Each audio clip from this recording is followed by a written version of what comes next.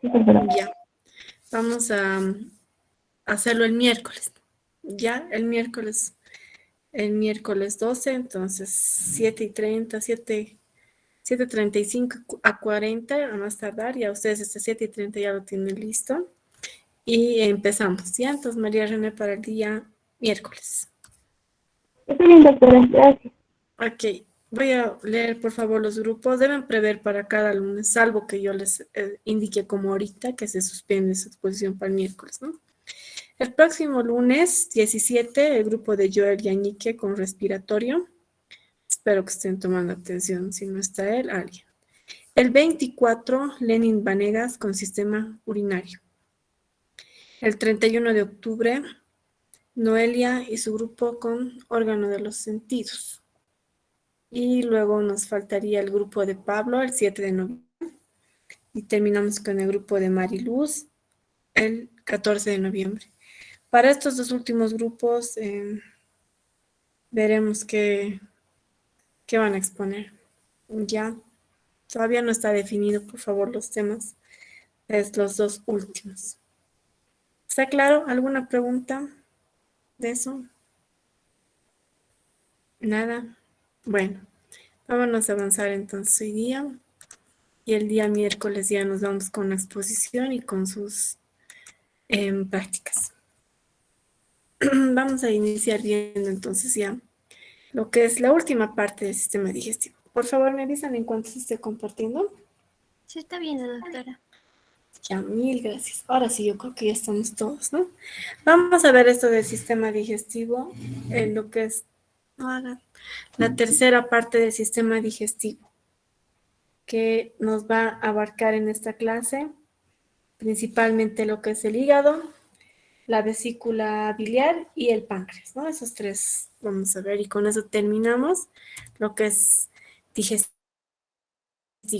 Bueno, voy a omitir algunas partes de anatomía que ustedes ya conocen a la perfección. Vamos a iniciar repasando un poquito. El órgano interno más voluminoso es el hígado, ¿no? Entonces, representa una masa de tejido glandular que es la más grande del organismo. Tiene un papel importante en la captación, almacenamiento y distribución de sustancias nutritivas. Aquí se producen la mayoría de las proteínas plasmáticas circulantes. Por ejemplo, las albúminas, ¿no? Pero también sabemos que secretan otras sustancias nutritivas, ¿no? Además, se encarga de almacenar hierro, convierte vitaminas y degrada toxinas, ¿no? Es un órgano exócrino porque produce bilis y también tiene funciones endocrinas, como veremos más adelante. Tiene una irrigación doble, ustedes ya saben esto por anato, un suministro venoso a través de la vena porta hepática y un suministro arterial a través de la arteria hepática. ¿Cuáles serán los componentes estructurales del hígado? Incluyendo el parénquima, vamos a ver que está formado por los cordones de hepatocitos. Además, tenemos el estroma de tejido conjuntivo, los capilares sinusoidales, que son sinusoides hepáticos, y los espacios perisinusoidales, que son llamados espacios de Edison o perisinusoidales. Y existen tres formas de describir la estructura del hígado. En términos de unidades funcionales, vamos a dividir en lobulillo clásico, lobulillo portal y el acino hepático. El lobulillo clásico, que tiene una forma hexagonal, lo vamos a ver también en unos esquemas para que ustedes puedan memorizar. El lobulillo portal, que es de forma triangular. Y finalmente el acino hepático, que es una unidad estructural en forma de romboide, con tres zonas bien definidas y y provee la mejor concordancia entre lo que es la perfusión sanguínea con actividad metabólica y también la hepatopatía. Es decir, a todo aquello que se referirá a la parte patológica, ¿no es cierto?, del hígado. Vamos a hablar a grandes rasgos de los hepatocitos antes de estudiarlos a detalle. Estos se organizan en cordones, ¿no?, que están anastomosados, es decir, unidos, entrelazados. Son cordones irregulares que irradian hacia una vena central, o también llamada vena hepática común. Vamos a averiguar más adelante. Los ángulos de este lobulillo clásico, que tiene una forma poligonal, están ocupados por las tríadas portales, o sea, que decir que en cada ángulo va a haber una tríada portal, la cual va a contener ramas de la porta, es decir, de la vena porta, de la arteria hepática, y su tercer componente para que sea una tríada tienen que ser los conductos biliares, que también se van a acompañar de vasos linfáticos de menor calibre. Por su parte, los sinusoides hepáticos forman canalículos vasculares irregulares, que van a discurrir paralelos y entre los cordones de hepatocitos. Aquí van a recibir sangre mixta. Si dividimos el 100%, 75%, es decir, la mayor parte, es sangre venosa que viene de la circulación portal. Esa de la circulación es igual hemos visto en el aparato cardiovascular, ¿se acuerdan? Y el 25% restante será la sangre arterial que proviene de la circulación sistémica. Estos sinusoides hepáticos van a estar revestidos por un endotelio delgado, que es de tipo discontinuo. Y aquí vamos a observar a detalle lo que es el espacio perisinusoidal, que les adelantaba un poquito. Esto se llama espacio de Dissé y se va a encontrar, o sea, es el espacio que se encuentra entre los hepatocitos y el endotelio. Representa un sitio de intercambio de materiales entre la sangre y los hepatocitos. Por eso tiene una importancia también, ¿no?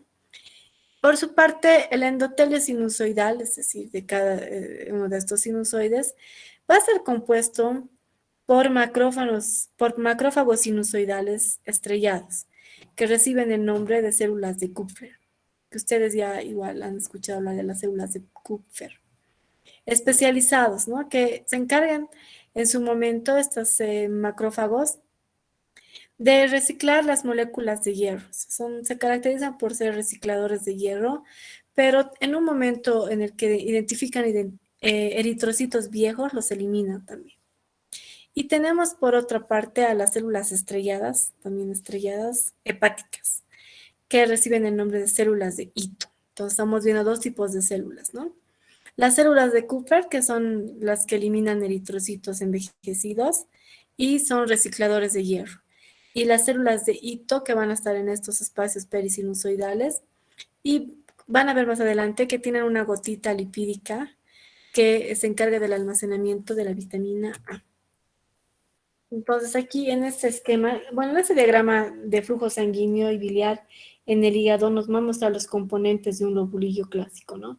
Las famosas triadas, que están compuestas, como habíamos dicho, por una arteria, una vena, aquí vemos bien, la arteria, la vena porta, la arteria hepática y el conducto biliar. Se ve que en cada ángulo vamos a encontrar esas triadas, ¿no? Y al centro van a encontrar la vénula terminal o vena central, ¿no? Entonces siguen el sentido de las flechas, de las blancas, van a ver la dirección de del flujo sanguíneo en los sinusoides. Y las verdes pues serán el opuesto, ¿no es cierto?, al flujo sanguíneo, que será el flujo biliar, para que entiendan mejor, ¿no? Bueno, después vamos a ver esos cordones hepáticos que, como les había dicho, se van a encontrar igual asociados, ¿no?, en cada cordón. Entonces, flujo sanguíneo, flechas blancas.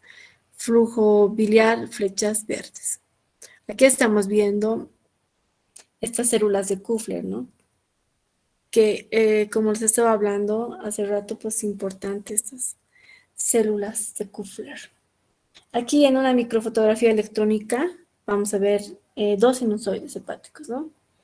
El de arriba, vamos a ver que hay un macrófago sinusoidal estrellado, ¿no es cierto?, que recibe el nombre de célula de Kupffer.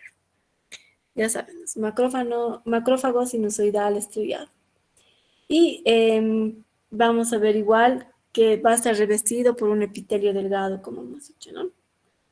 Y vamos a ver que alrededor de cada sinusoide, si logran ver, tenemos un espacio, ¿no es cierto? Un espacio que se encuentra ocupado por microvellosidades de los hepatocitos, como pueden ver ahí, ¿no? Microvellosidades. Y este espacio lo hemos denominado espacio interlobular o espacio perisinusoidal, o también llamada espacio de Dissé, ¿no es cierto? Y vamos a ver en este espacio perisinusoidal, como les decía, la presencia de microvellosidades de los hepatocitos. Luego, también vemos la presencia de una célula hepática estrellada con una gotita lipídica. Ustedes ya conocen esto por histo 1, que se denomina célula de Ito, que tiene una gran gotita, ¿no es cierto?, lipídica, que en realidad es grande y va a tener alrededor varias pequeñas. Esa es su característica. Su núcleo, como pueden ver aquí, está excéntrico, ¿no es cierto?, o está aplanado en la periferia. Ya hemos visto conmigo todo esto en histo 1, es que estoy segura que están recordando. Generalmente se acomoda, ¿no es cierto?, a la gota lipídica, entonces si está ocupando por lo general todo, entonces va a un ladito. Así se acomoda el núcleo, ustedes ya lo han visto en esto. Seguiremos viendo un poquito más de diagramas. Este esquema que ustedes ya lo conocen, creo que de memoria por anatomía. Si no, lo vamos a repasar un poquito a grandes rasgos, ¿no? La estructura anatómica del hígado, donde vamos a ver la superficie diafragmática y la superficie visceral, la presencia de la cava inferior y el ligamento falciforme y el redondo. Ya además está decirlo, aparte de los lóbulos y aquí abajo la vesícula. Si hacemos un corte transversal del hígado, ya vamos a dar un aumento más grande, ¿no? Al microscopio. Vamos a ver justamente la organización microscópica general del hígado en lobulillos, ¿no? Cada uno de estos son los lobulillos que están viendo. Aquí lo importante es que identifiquen en cada ángulo las famosas tríadas portales, como están viendo ahí. Y la presencia de la vena hepática o vénula hepática terminal o vena central en cada centro de cada uno de estos lobulillos, ¿no? Eso es lo principal. Ya ustedes ya conocen, creo, los demás por anato.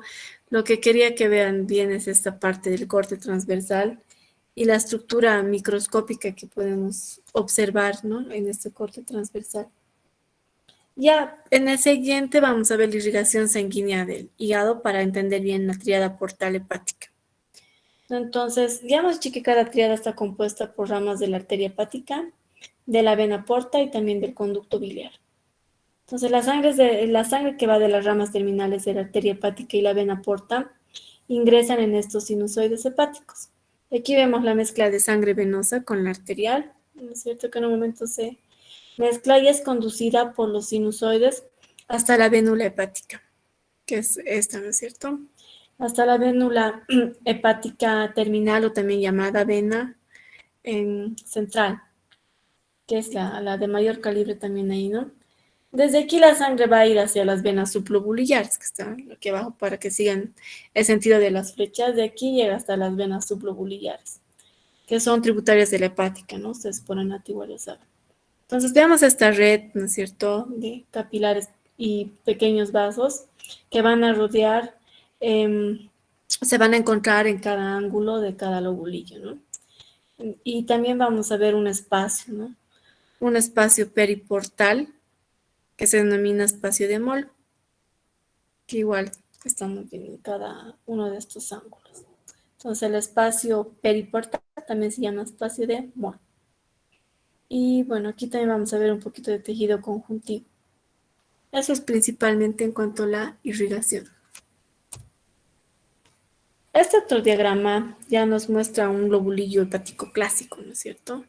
Se ha hecho una pequeña sección, digamos, aquí para que entiendan, para que puedan ver principalmente la vena central, ¿no?, o la hepática terminal.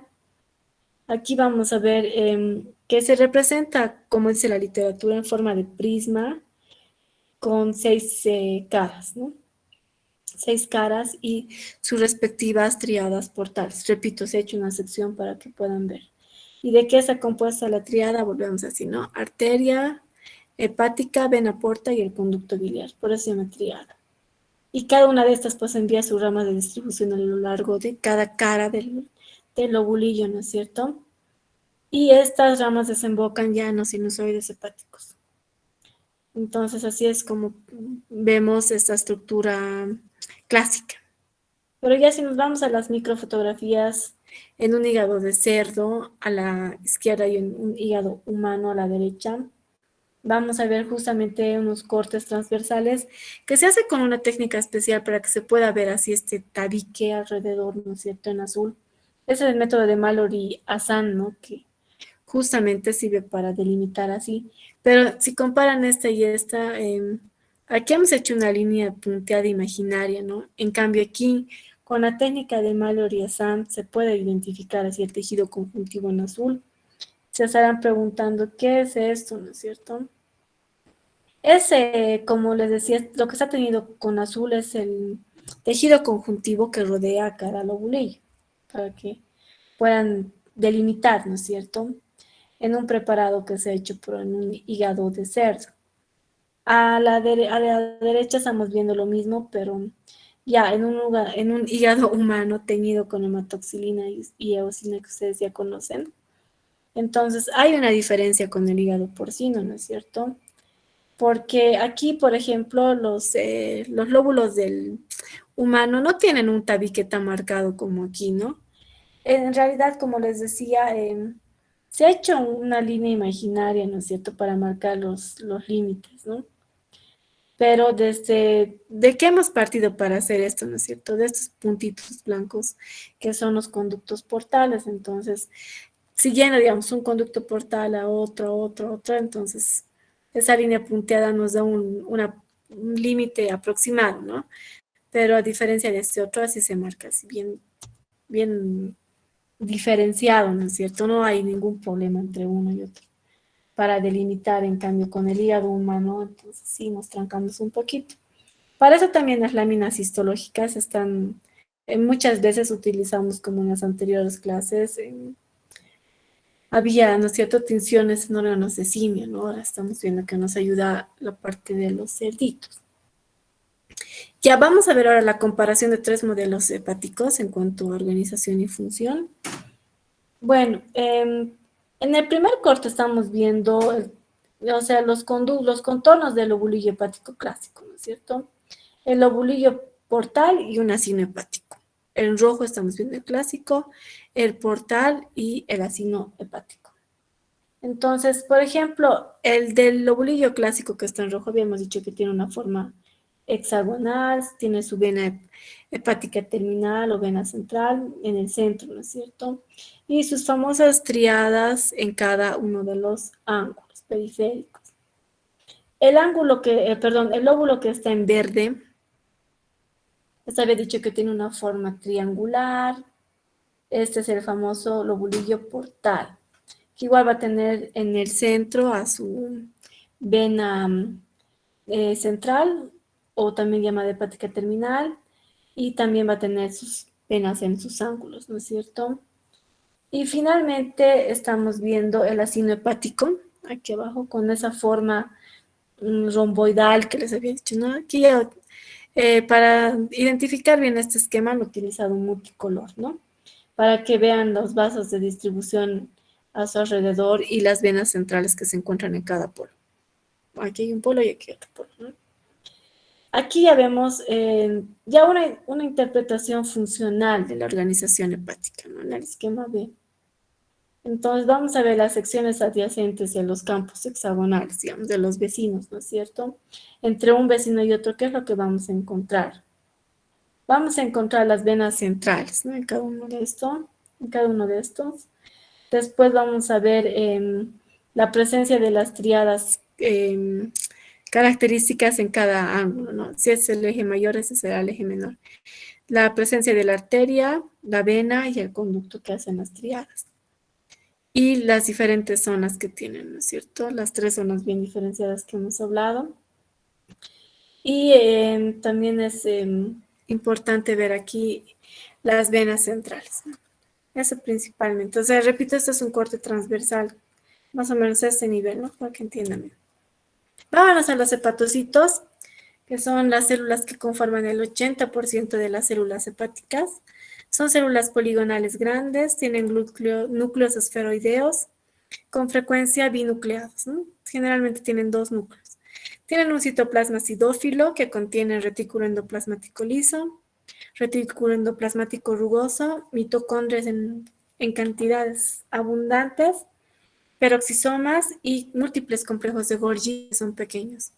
La superficie basal de los eritrocitos entra en contacto con el espacio de Dice, que es el espacio perisinusoidal, mientras que hay una superficie apical que se va a comunicar con el hepatocito que está al lado, ¿no es cierto?, con el contiguo. Y así se forma cada canalículo biliar. Estos canalículos biliares tienen que desembocar en algún lugar, ¿no es cierto?, como cada canalículo. Y lo van a hacer en los conductos de Hering. Estos conductos de Hering, que ustedes igual ya los conocen por anato, pues tienen un trayecto corto. Y están cubiertos en parte por hepatocitos y en parte por colangiocitos. Estos colangiocitos, vamos a verlos más adelante, pero tienen una forma cúbica y son las células que revisten el árbol biliar. Cuando veamos vesícula, los vamos a volver a ver a los colangiocitos. Y en estos conductos de Hering, pues se albergan citoblastos hepáticos específicos. Vamos a ver igual estas microfotografías para que puedan identificar bien lo que es el conducto de Hering y el conducto biliar intrahepático. Igual, si hacemos el estudio de una microfotografía cerca del conducto portal, pues vamos a ver, por ejemplo, los canalículos biliares, ¿no?, que van a encontrar ahí. Vamos a ver primero el conducto de Hering, en primera parte, ¿no? Y cada uno de estos canalículos biliares sabíamos que desembocan en el conducto de Hering. Entonces aquí, como les decía, en parte está revestido por hepatocitos, fíjense los conductos, ¿no? Y en parte por los colangiocitos. Y este conducto drena en el conducto biliar intrahepático. Aquí está el conductillo, conducto biliar intrahepático, que está rodeado por hepatocitos. Todo lo que ven ahí son hepatocitos. A diferencia de lo que, por ejemplo, ocurre en el conducto biliar interlobular, ¿no?, que es diferente. No tiene ningún tipo de hepatocitos, ¿no? Eso por una parte en esta, ¿no? Aquí ya estaremos viendo la porta. Al lado tenemos una microfotografía que me dirán por qué se ve blanco y negro. Porque esto es electrónico, ¿ya? Esta es una microfotografía electrónica, igual un conductillo biliar intrahepático, o también llamado colangiolo, que recoge bilis, ¿no es cierto?, de los conductos de Hering. ¿Qué es col? Se estarán preguntando, ¿no es cierto? Aquí vamos a ver a los colangiocitos, les decía, ¿no? Colangiocito, colangiocito. Y cada uno de estos colangiocitos tiene una lámina basal completa, si se fijan, ¿no? Cada uno tiene una lámina basal completa. Y aquí me dirán por qué hay tantas estrellitas, ¿no es cierto? Entonces, eso para nosotros es el espacio que existe hacia las microvellosidades de los hepatocitos, ¿no es cierto? Es el espacio periportal de Moll. Y muchas veces saben confundir, pero este no es el espacio de Dice, es el espacio periportal de Moll. Entonces, ojo con esto. Y luego tenemos una esquemita de un cordón de hepatocitos entre sinusoides, ¿no? Aquí vemos justamente esta estructura que ustedes ya conocen, ¿no es cierto?, la célula. Entonces, un hepatocito y otro, vamos a ver los sinusoides y todo eso, ¿no? Vamos a ver la presencia de retículo endoplásmico liso y rugoso. Algunas fibras colágenas, ay, perdón, y los macrófagos estrellados, que son bien característicos, ¿no? Que son las famosas células de Kupffer, así con esa forma estrellada. Luego vamos a ver en el espacio perisinusoidal el famoso espacio de Dice, ¿no? Y la presencia de estas células que se denominan células de Ito. Entonces he dicho las gotitas de lípido también, ¿no? Alrededor y una grande, y bueno, el núcleo depende de dónde se acomode, ¿no? Entonces ya saben, ¿no? Es parte del revestimiento sinusoidal. Tenemos al retículo endoplásmico liso, rugoso, y principalmente este macrófago estrellado, ¿no?, que se llama célula de Kupffer. Cada uno de estos, ojo, son los canalículos biliares, ¿no? Entonces este es un hepatocito y este es otro hepatocito. Y el espacio que queda, ¿no es cierto?, es el espacio perisinusoidal o espacio de Dice. Hablaremos del árbol biliar. Tiene células epiteliales cúbicas o cilíndricas que se denominan colangiocitos. Estos vigilan el flujo biliar y regulan su contenido. Aquí están los colangiocitos, ¿no? La bilis, como ustedes saben, es producida en los hepatocitos. Producen los hepatocitos y se recoge por los canalículos biliares. De ahí drenan a los conductos de Hering, que ya les he mostrado. Desde los conductos de Hering continúan su flujo hasta los conductillos biliares intrahepáticos. Más adelante hacia los conductos biliares interlobulillares, que forman parte de la tríada portal, que también hemos visto. Ya estos conductos interlobulillares finalmente se mezclan, ¿no es cierto?, para formar los conductos hepáticos que por anato ya sabemos, conducto hepático izquierdo y derecho, luego llegarán al hepático común, ¿no es cierto? Entonces, estos abandonan el hígado a la altura del ilio. Y luego vamos a ver a los conductos biliares extrahepáticos. ¿Para qué sirven estos? Para llevar o transportar la bilis hacia la vesícula y al duodeno. Entonces, la vesícula va soltando bilis o secretando bilis cada vez que el duodeno necesite. Hablaremos de los fundamentos de la vesícula biliar. Por anato sabemos que es un saco distendible en forma piriforme que concentra y almacena bilis. Histológicamente vamos a ver ahora cómo está compuesta la vesícula y el día miércoles la van a dibujar. La mucosa de la vesícula biliar tiene pliegues profundos, ¿no? ¿Para qué le sirve? Para incrementar la extensión superficial. Además va a tener una lámina propia que se caracteriza por ser vascularizada y una muscular externa bien desarrollada. Aquí vemos que, a diferencia de otras partes del tubo digestivo, no tiene muscular de la mucosa ni submucosa, ¿no? Y vamos a encontrar a los colangiocitos, que ya se adelantaba un poquito. Son cilíndricos, alargados y son especializados en la captación de agua desde la bilis. Seguimos hablando de la vesícula, vemos a los divertículos profundos de la mucosa.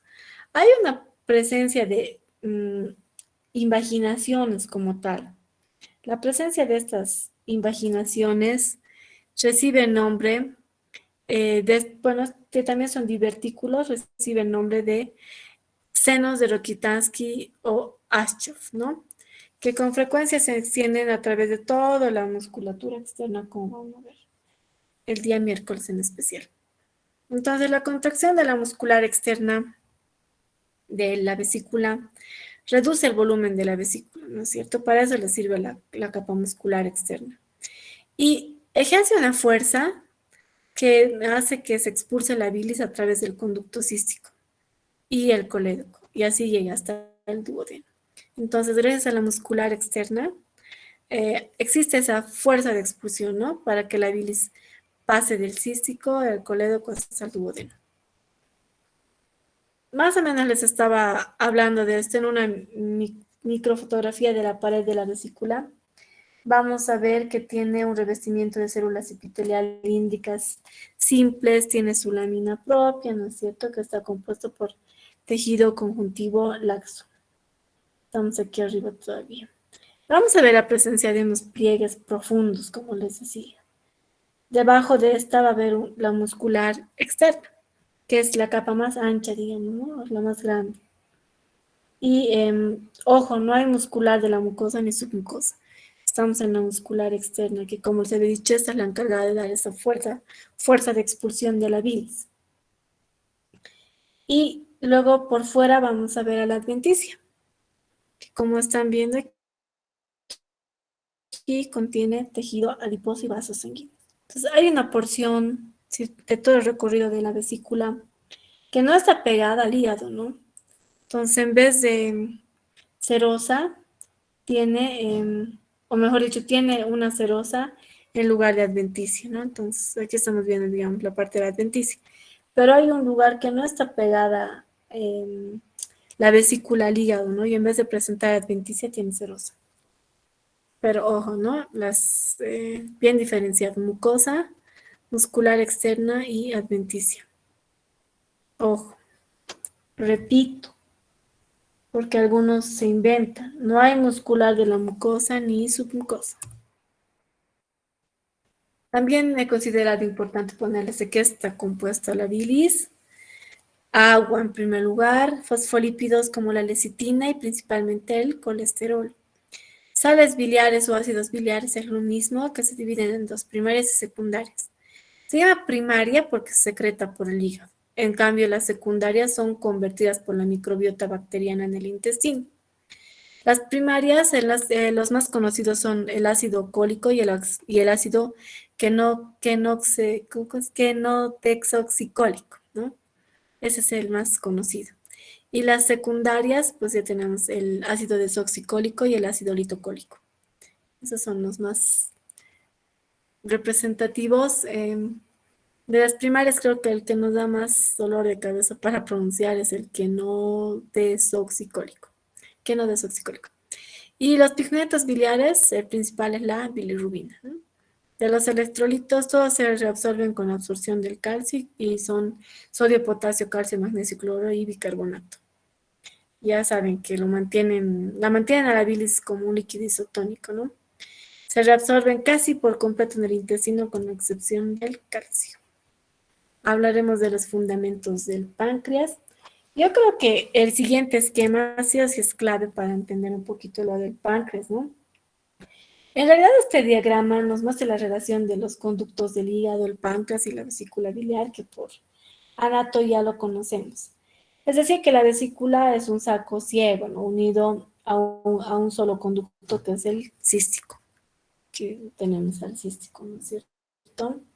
Entonces, vamos a ver aquí la presencia de numerosos pliegues igual, ¿no? Y la unión que justamente existe de la vesícula gracias al conducto cístico y que ya por anato ustedes también conocen, ¿no es cierto?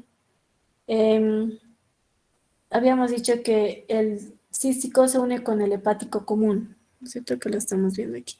Aquí arriba obviamente tenemos el hepático izquierdo y derecho, ¿no? Que se juntan en el hepático común y se une con el cístico, ¿no es cierto?, en este lugar. Y juntos formarán el conducto colédoco biliar común, que ustedes ya conocen. Más conocido como colédoco, ¿no es cierto?, que nos va a conducir hasta el duodeno.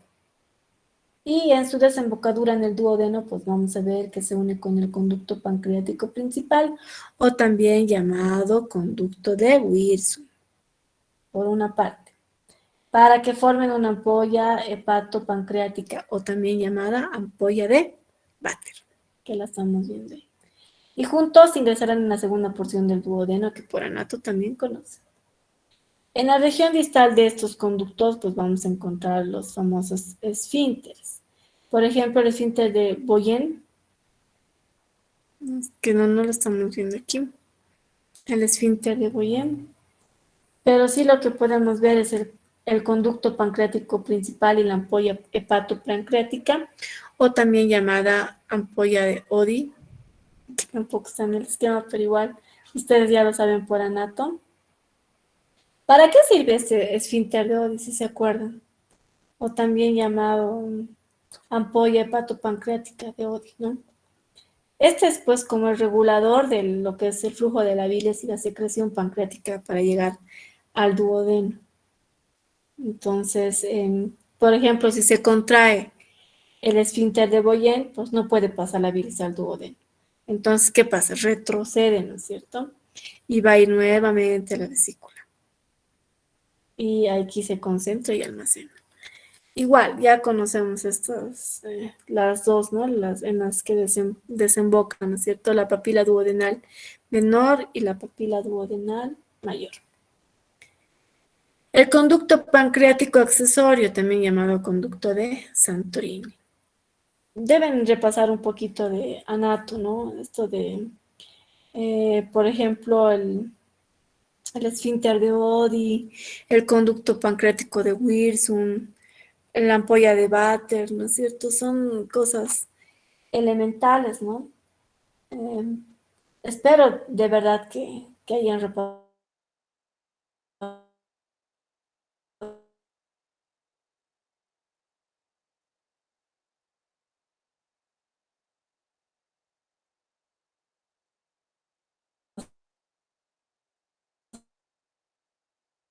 avanzado un poquito. Pues, el páncreas ya lo hemos visto un poco, pero hay que seguirlo estudiando, ¿no? El páncreas, como ustedes saben, es una glándula que tiene dos funcionalidades. Es una glándula exócrina y endócrina, donde está en el espacio retroperitoneal del abdomen. Y vamos a ver primero el componente exócrino, que se llama así porque secreta enzimas digestivas hidrolíticas que van a ir hacia el duodeno. Estas enzimas hidrolíticas pues, son indispensables a la hora de la digestión en el intestino, porque tiene componentes, contiene acinos que son adenómeros, que son acinos serosos, ¿no? Y tiene la mayor parte de la masa del páncreas.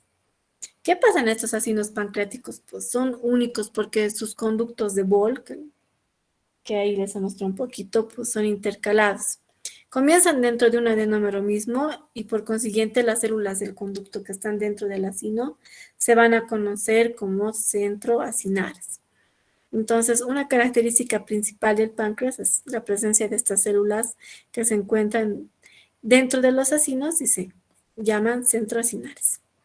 Cada célula acinar pancreática tiene una forma piramidal y van a contener los gránulos de zimógeno que están en su citoplasma apical. En la región basal vamos a encontrar los aparatos de Golgi, el retículo endoplasmático rugoso y un núcleo grande.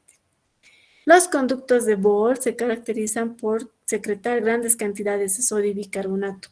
¿Para qué sirve esto? Para que cuando exista el paso del quimo del estómago a la primera porción del duodeno, estos conductos puedan hacer más fácil la digestión y neutralizar principalmente la acidez del quimo. Estos conductos drenan los acinos pancreáticos en los conductos intralobulillares, en los grandes conductos interlobulillares. Y por último, van a drenar en el conducto pancreático que desemboca en el duodeno, como hemos visto en el gráfico. Y hasta ahí sería la parte exocrina. Ahora el componente endocrino del páncreas está dado por los islotes de Langerhans, que también los conocen. Y aquí la particularidad es que además de secretar, sintetiza hormonas, ¿no? Encargadas de regular, por ejemplo, el metabolismo de la glucosa, pero también de los lípidos y las proteínas sanguíneas. Y en los islotes de Langerhans vamos a ver dispersos, que están dispersos en el páncreas y básicamente encontramos tres tipos principales de células. Las células alfa que producen el glucagón, las beta que producen la insulina y las células zeta que producen la somatostatina. Ya el tema de la insulina, pues tenemos que manejarlo bien, ¿no es cierto? Pero que no se les olvide que está secretado específicamente en las células beta del páncreas, de los islotes de Langerhans. El glucagón, que también tiene los efectos adversos de la insulina, y la somatostatina, otro hormona importante. Ya si vemos igual en el esquema de abajo tenemos el acino pancreático y su sistema de conductos, ¿no es cierto? Arriba ya estamos viendo una microfotografía de lo que es el conducto de Bol, principalmente dentro de un acino pancreático. Aquí está el conducto de Bol, vasito sanguíneo, las famosas células acinares y las células centroacinares. Lo mismo que están viendo aquí arriba se ve en el esquema de abajo, ¿no es cierto? Solamente que aquí vamos a ver el comienzo del conducto de Bol, el acino pancreático, las células acinares, su vasito, igual que aquí arriba, ¿no es cierto? Las células centroacinares, esos famosos gránulos de zimógeno que les decía. Pero aquí principalmente habrá que ver en el diagrama lo que es la ubicación y las formas de las células centroacinares. ¿Dónde están? ¿Por qué se llamarán centroacinares? ¿Por qué? Porque están dentro del acino, no literal. Y después, ¿cómo estará también revestido este conducto de Bol, ¿no es cierto? Si se fijan, son las mismas células centroacinares, ¿no? Que están dentro del conducto de Bol y finalmente drenan en un conducto colector intralobulillar. Y así se repite la misma historia aquí en otro acino. Ya en real me dirán por qué uno es lila y el otro es amarillo, ¿no es cierto? Vamos a ver aquí ya los famosos islotes de Langerhans.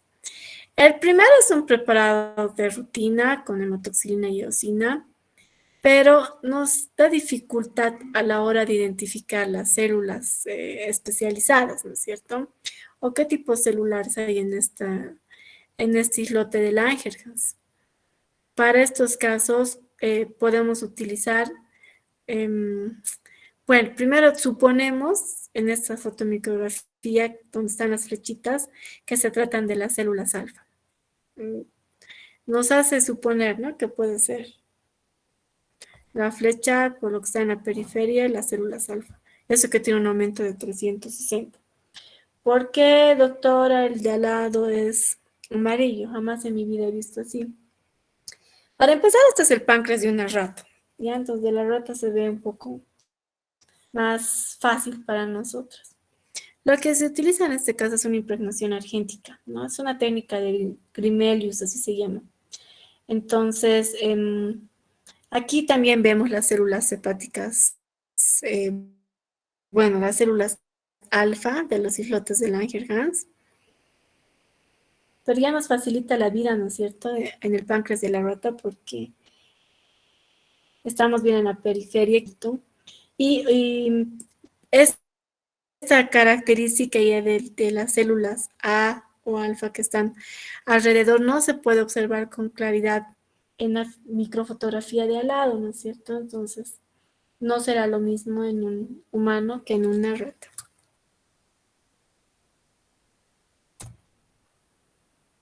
Y ya para terminar, vamos a hablar rápidamente de las consideraciones funcionales. Esto es en el capítulo 18 de nuestro libro guía que es ROS, donde tendrán que revisar igual las correlaciones clínicas. Entonces, hay mucho que leer. No se acumulen para que sea más exacto todo esto, ¿no? Tienen sus correlaciones clínicas que son de acorde al tema también, ¿no? Pero ahora vamos a ver lo que son las consideraciones funcionales.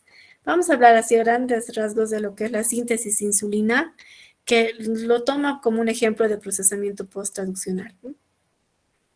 Ya sabemos que la insulina está secretada por las células beta del páncreas, ¿no?, de los islotes de Langerhans.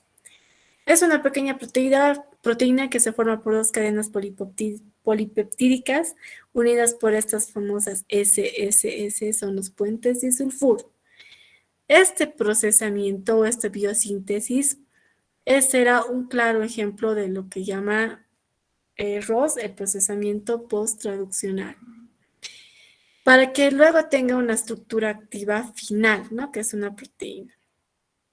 Bueno, originalmente la insulina no se forma directamente así, ¿no? Tiene que pasar un proceso.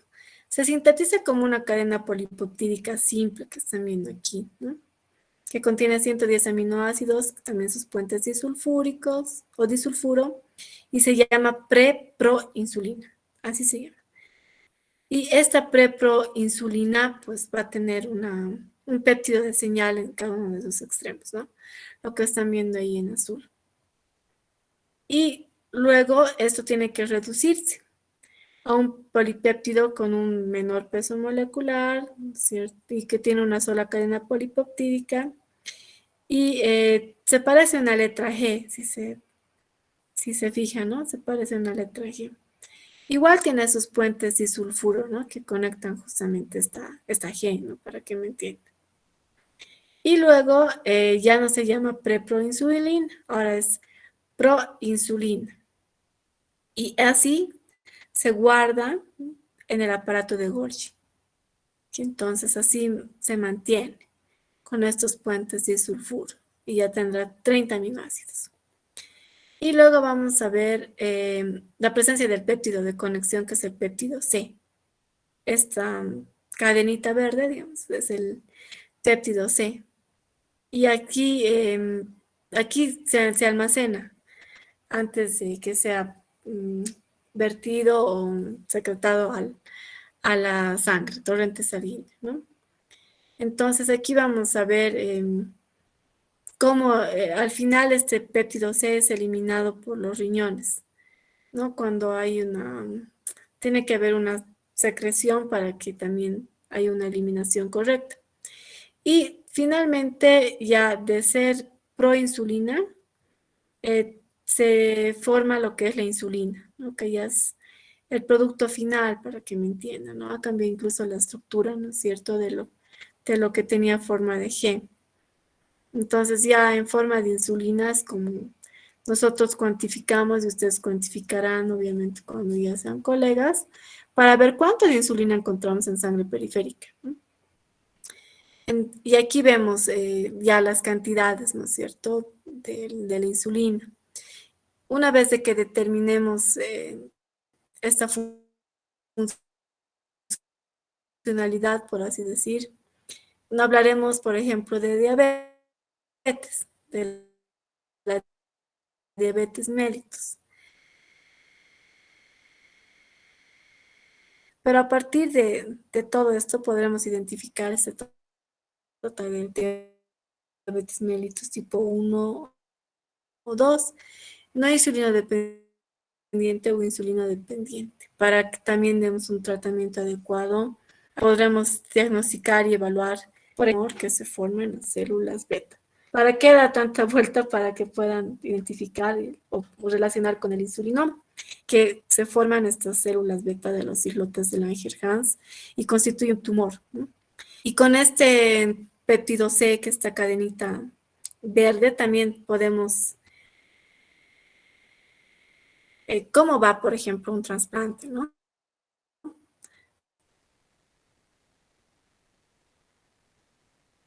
Si hacemos un trasplante de páncreas, entonces, por favor, van a leer también esa parte nuevamente, tienen que volver a repasar. Ya les decía, estamos en el capítulo 18. De aquí en adelante, tal vez las clases pueden ser ya más cortas incluso, ¿no? Dependiendo de cómo nos organicemos. Entonces, así como vemos muchas veces las correlaciones clínicas y todo lo que ello implica, también ahora estamos viendo este otro tipo de consideraciones funcionales, ¿no? La insulina, que les va a perseguir la insulina a lo largo de toda la carrera con seguridad. Y les decía, las correlaciones clínicas no se olviden. En una primera instancia tendrán que leer las lipoproteínas, ¿no? Ahí hablarán del colesterol LDL y el HDL, los kilomicrones. Esa es una de las primeras correlaciones clínicas que van a encontrar. Pero la más fuerte, digamos, es la insuficiencia cardíaca congestiva, ¿no? Después, ¿qué pasa con una sobredosis de paracetamol y el tema de la necrosis hepática? Que hoy por hoy no es tan raro, ¿no? Antes sí era raro encontrar una necrosis hepática. Así, eso. Y el día miércoles, pues justamente les voy a mostrar una necrosis ya hepática, pero desde el punto de vista de histo también. Así que a leer, ¿no es cierto? No es nomás echarle paracetamol como... Creo que pues, no tiene, ¿no es cierto?, control. No sé, en Bolivia es lo malo, ¿no? Por ejemplo, cuando yo estaba en Estados Unidos, y me darán la razón, tal vez algunos de ustedes están igual cuando estaba en Madrid, y en Argentina no te venden pues un paracetamol, ¿no es cierto? Ahí tienes que comprar una caja y tienes que tener tu prescripción médica. En cambio aquí, los farmacéuticos nos hacen la competencia indirectamente porque se pueden recetar. Entonces, no es justo, ¿no es cierto? Porque nosotros estudiamos para eso, pero tristemente la realidad boliviana, ¿no? Al margen de comprar una pastillita, porque me entiendan, ¿no? Ellos medican, ¿no? Por eso, en los individuos que ingieren una gran cantidad de paracetamol, ya sea, no sé, con qué fines muchas veces o accidentalmente, o quién sabe, ¿no? Tal vez puede ser intencional, ¿no? Entonces vemos ahí una insuficiencia hepática aguda, justamente por esta razón. Y como les decía, en otros países venden, generalmente paracetamol lo compramos en frascos, ¿no? Mucha gente que opta, ¿no es cierto?, aunque parece chistoso, con suicidarse con paracetamol. Sí es posible, como les digo, provoca una insuficiencia hepática aguda por esa circulación portal. Les voy a el día miércoles. Justamente eso. Cuidado que se estén queriendo suicidar, ¿no? Por favor, son jóvenes. Listo. No sé si alguien tiene alguna consulta. Doctora, ¿y matarse con paracetamol duele? ¿O así no te mueres de rápido? Ah, no sé, pues porque cada individuo es diferente, ¿no? Pero, ¿por qué se muere el individuo? ¿No? Por la insuficiencia hepática aguda que ocasiona el paracetamol. Entonces, hay con una sobredosis. También habrá que ver, pues, la cantidad, ¿no? Y relacionar la sobredosis, ¿no? No es lo mismo, ¿no es cierto? Que se tome un niño, que se tome un adulto, digamos, ¿no? Entonces, habrá que ver todo eso, ¿no? Habrá que ver cómo se comporta también en la circulación, en el sistema porta, sobre todo, ¿no? Es toda una ciencia, ya saben que en medicina nada es 2 más 2. ¿Qué más? De repente alguien quiere. No entendí. Lenin Omar y duele. mm, si es posible conocer el life hack, no entiendo. Em, Prueben, pues. ¿Qué tal será la, mentira, la insuficiencia hepática aguda? No es cierto, no es cierto. Pero de que se puede, se puede, ¿no?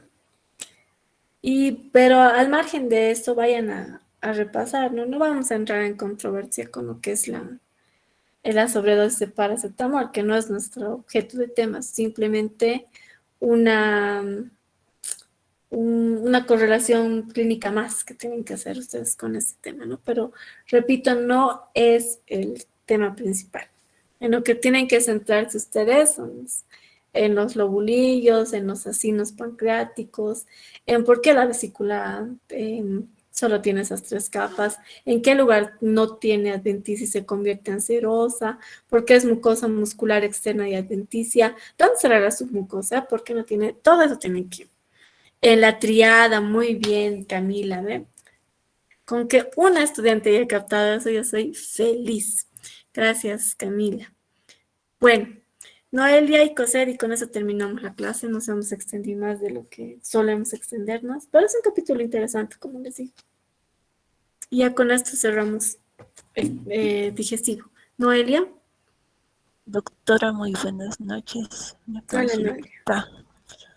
En el caso de que una persona tenga bilis, ¿el renegar le haría algún efecto o solo es un mito? Mm, obvio, ¿no? Porque, bueno, ¿cómo se forma? ¿Qué es lo peligroso en esa parte? La formación de cálculos biliares, ¿no? Pero se dice que cuando una persona hay sobreproducción de bilis, aquí tiene mucho que ver la grasa, ¿no es cierto? Entonces, si consume más grasa, a lo mejor se convierte en un mito, ¿no? No es tanto el renegar, sino el consumo de grasas, en síntesis. Que yo puedo ser la persona más paciente del mundo, ¿no? Y no renegar con mis estudiantes de esto, siempre. Pero sí, bueno, no fake todos los días como grasa, entonces seré más propensa a desarrollar cálculos biliares, pero mm, tengo, una de ustedes, aquí está, sí, operada de la vesícula, ¿no es cierto? Entonces, a ver, voy a ver, no sé si es separarlo, sí, aquí está, ¿o no? A ver, ahorita voy a ver si está o no está. ¿Dónde está mi operada de la vesícula? No, no está en este paralelo, entonces. O no se conecta o no está en este paralelo. Y ese es el problema, entonces, ¿no? El no es tanto el renegar, se puede convertir en un mito, sino el consumo de grasas. Eso es. Cosette. Doc, muy buenas noches. Hola, Cosette. Tenía una consulta, Doc. De acuerdo a la insulina, la diabetes tipo 1 y tipo 2, ¿qué tanto o sea, cuál es la diferencia en sí? ¿Es porque producen poca insulina o, o en la etapa 2 ya no producen nada? Porque que yo tenga entendido, en la etapa 1 solamente con medicamentos se puede que se llama, se puede controlar y en la mellitus ya no, sí, ahí ya es con tratamiento de insulina, si no me equivoco. No, a ver, bueno, a ver, cositita, hay que diferenciar, ¿no es cierto? La diabetes mellitus puede ser de dos tipos, la uno y la 2. De ahí hay que partir, ¿no? Creo van a llevar esto con más detalle en fisio, por ejemplo, ¿no? Em, Aquí se diferencia de los que son insulino dependiente y los no insulino dependiente. Hablar de diabetes es una clase entera, pero a ver, a grandes rasgos, em, puede ser, en el primer caso es la no insulino dependiente, ¿no es cierto? Si tiene, por ejemplo, una insuficiencia en la producción de insulina o hay muy poca insulina o finalmente no se está utilizando bien, entonces ya estamos de diabetes, hablando de diabetes tipo 2. Pero depende, ¿no es cierto? No, en la diabetes tipo 2 no vas a encontrar pues concentraciones altas de diabetes, ¿no es cierto? Como se ve en la diabetes tipo 1, en la juvenil incluso, donde hay glucosas de 200, 220 y no sé cómo el paciente sigue vivo, ¿no? Entonces, en la diabetes tipo 2, pues la glucosa sigue siendo la principal fuente de energía, ¿no? Pero para esto nos ayuda la insulina, ¿no? Ella tiene que regular, ¿cierto? Las cantidades exactas y evitar que esto se dispare. Principalmente es la diferencia eso, ¿no? Que no se divide, digamos, en diabetes mellitus y otro tipo de diabetes. La diabetes es una, pero tiene su diferenciación en un diabetes tipo 1 y 2. La primera que es la no insulino dependiente y la segunda que es la insulino dependiente. Esa principalmente es, pero como les digo, hablar de diabetes es pucha, toda una clase, hablar del páncreas, qué pasa. A lo mejor vamos a trabajar con eso también más adelante. Sí es parte de las correlaciones, pero no tanto, ¿no? Como les decía, la necrosis o la insuficiencia cardíaca congestiva. Ya eso de la diabetes que ni siquiera, digamos, esa parte grande de las correlaciones clínicas, pero yo considero que tienen que saber. No, pero no vamos repito, no vamos a profundizar ni en la diabetes, ni en la sobredosis, ni en nada de eso, porque tenemos que centrarnos ahora en lo que es esto, ¿no? Sin dejar de lado también las correlaciones clínicas, pero ha sido un comentario también que tienen que saber, como les digo, ¿no? ¿Para qué sirve, por ejemplo, las hormonas pancreáticas, ¿no es cierto? Si estamos hablando de la insulina, entonces habrá que ver aquí cómo disminuye la concentración de glucosa. Como les digo, la insulina es pues la clave es la administradora de la glucosa, ¿no? Es la secreción endocrina más abundante, o sea, el componente endocrino más significativo del páncreas, ¿no? Así, muchachos, al margen de la diabetes, la insulina pues también tiene sus acciones a nivel del músculo esquelético, también en el tejido adiposo. Ahí la relación que hay con el síndrome metabólico, ¿no es cierto? ¿Qué pasa con los tejidos?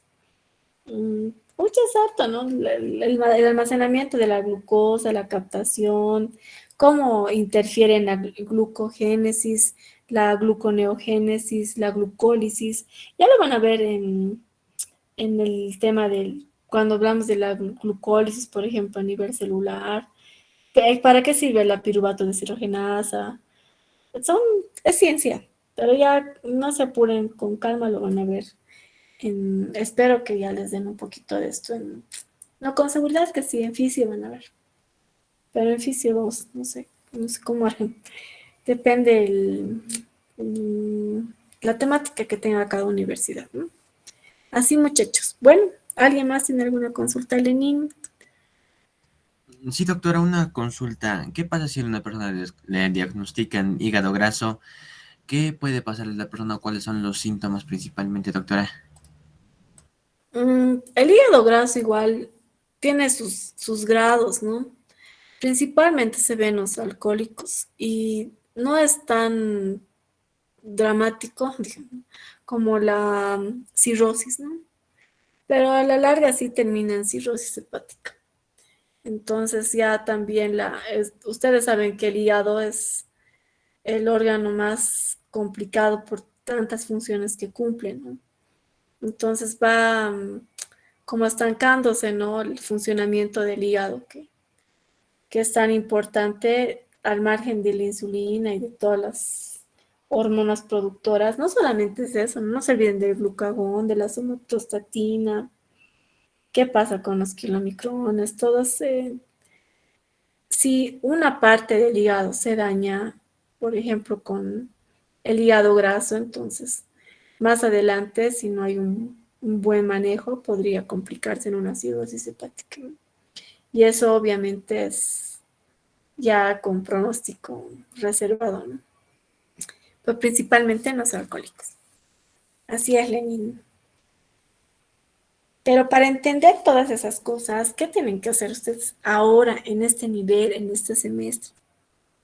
Relacionar anato con histo principalmente, ¿no? Ya les he dicho que Embryo se encarga de complicarles un poco porque además de saber qué son los hepatocitos y dónde se encuentran, tienen que saber el origen. Y para saber el origen en Embryo, pues ya saben de dónde tienen que partir, ¿no? No, la vida en Embryo no se limita al embrioblasto y al trofoblasto.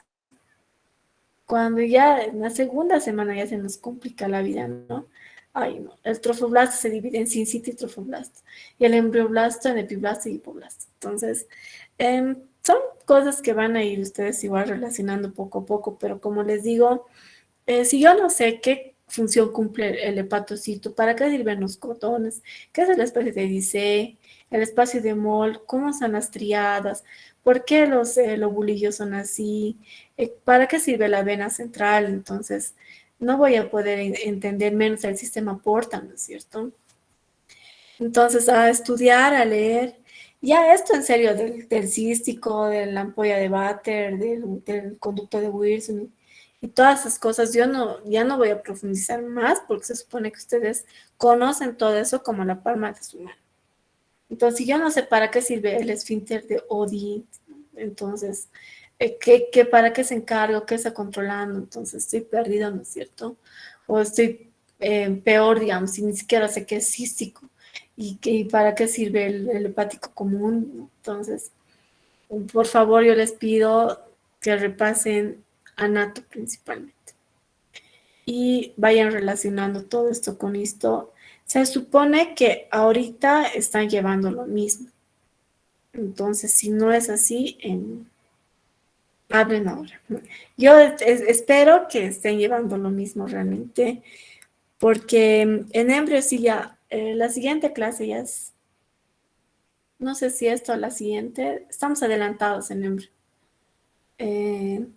Sí, con ustedes estamos adelantados en Embryo, pero ya vamos a ver digestivo también. Entonces, como ven, va relacionado, ¿no es cierto? O por lo menos yo trato de relacionar esto con Embryo para que no se pierdan. Y cuando hablamos de los islotes del Ángel Hans, no me estén mirando así. O bueno, como no nos podemos mirar, no estén sus cabecitas perdidas, ¿no? Entonces, traten de relacionar y van a entender, no se compliquen ahorita con muchas cosas, ¿no? Más adelante van a ver el síndrome de Solinger-Ellison, qué tiene que ver la gastrina, todo eso, ¿no? O sea, les falta, pero vamos a ir poco a poco. Ahora, si yo les he mencionado, es porque tienen que tener por lo menos una idea, pero ya a detalle lo van a llevar en semestres superiores. No se preocupen, no se asusten. Algunos escuchan y dirán, ay Dios, ¿qué? Lo entiendo perfectamente, pero van a ir poco a poco, ¿no? Bueno, de verdad espero que estén en... Ah, sí, gracias, Mauricio. De aorta abdominal. Sí, con seguridad que van a llevar y van a ver los hepatocitos, tal vez no así, ¿no? Pero van a ver la organización anatómica que les muestra, la parte de la estructura anatómica que les he mostrado igual. primero con las partes del hígado, verán esa esquemita del principio, no sé si recuerdan en este momento, traten de relacionarlo sobre todo, ¿no? La superficie diafragmática, identifiquen bien, acuérdense de Embry igual, de dónde sale el ligamento redondo, les he explicado que son remanentes, ¿no es cierto? Nada se pierde en Embry, todo se convierte en algo. Les he hablado del ligamento redondo. Después, en la superficie lobular igual. Ay, perdón, visceral, vean, ¿no? Cómo está la vesícula. Vean igual la cava inferior. Poco a poco, pero háganlo ya. Bueno, muchachos, con eso hemos terminado la clase, exactamente en el tiempo que nos corresponde. El día miércoles, María René y su grupo hablarán nuevamente de esto. Les voy a pedir, por favor, que hagan las correlaciones clínicas sobre todo, para ayudarnos un poquito, y si no tienen tiempo para agregar hasta el miércoles. Y luego ya van a hacer su práctica. Con seguridad que van a hacer la vesícula, porque sí les va a servir. Eso que aunque me digan, ay, doctora, tanto hincha, es por eso. Tienen que saber bien la mucosa, la muscular externa y la adventicia.